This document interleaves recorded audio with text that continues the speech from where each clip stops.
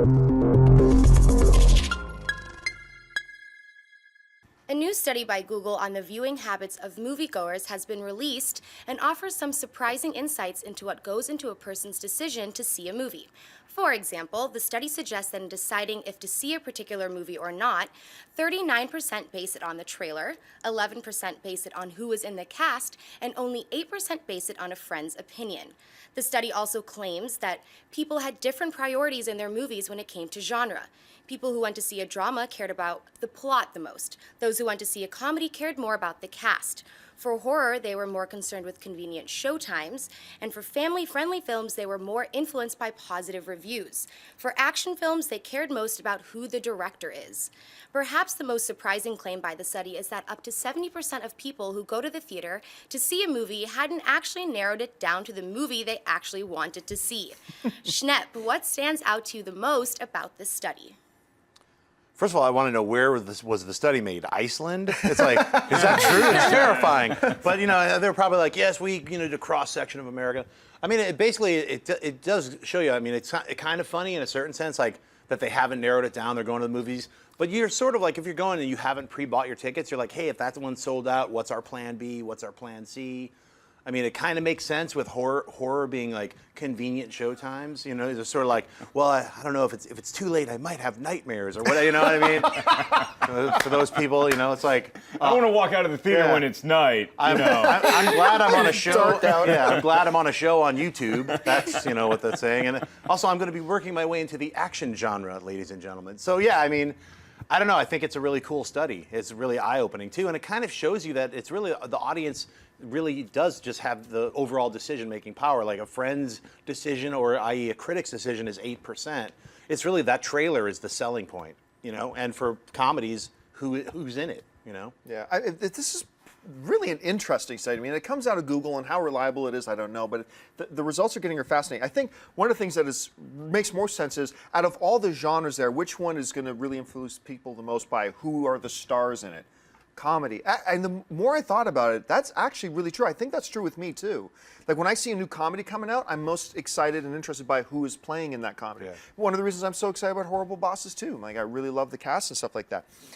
And yeah, it does kind of show us again that those of us who are really immersed in the film world, like people who watch shows like AMC Movie Talk or read the movie news websites, like those of us in this sphere, it reminds us again that we're the minority.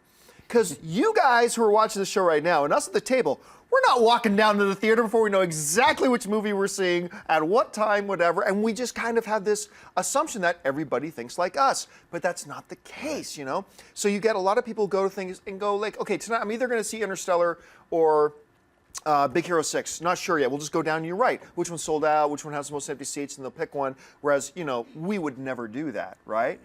The other thing that I found really interesting is the thing that you were pointing out, which is still the number one thing that makes people decide what movie they're going to see is the trailer.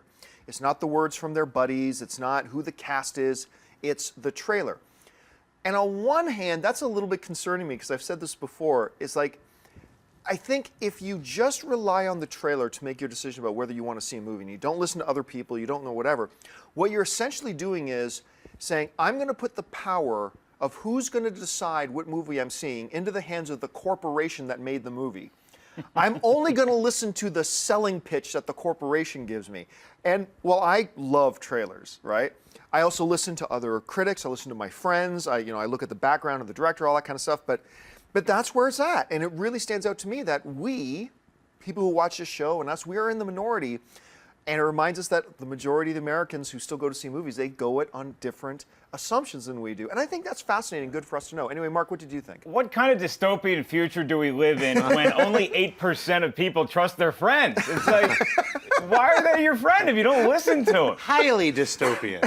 This is crazy. I agree with you on the trailer point, is that I love trailers. I think they're a form of art in amongst themselves. And it's very easy to take a lot of footage and make a 2-minute movie. That's much easier than making a 2-hour movie. And going back to what Schnepp said, the action thing really struck me because they go to see the action movie for the director. And the trends back that up because you have Schwarzenegger and Stallone, these action stars that we loved in the 80s and 90s that really have trouble making money at the movies these days because I guess people aren't going to see action movies for who's in it anymore. They just want to know who's behind the camera. So that's what struck me the most about this. Then comedy, obviously, you want to know who's going to make you laugh as opposed to who's behind the camera telling that person what to do. Either way, it's a really fascinating thing, and it's worth reading over. If you have a chance, take a look at it online. That also, I wanted to add in, that brings in Edge of Tomorrow, why it failed.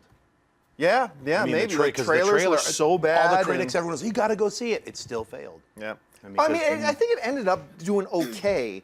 It ended up doing all right, but it should have been a blockbuster. Yeah. I mean, it's that kind of movie. Yeah, but the 8% of people that listen to their friends saw it like 19 times, so it added up. Hey everyone, if you liked this video, click that thumbs up button and make sure to subscribe to our AMC Movie News YouTube channel.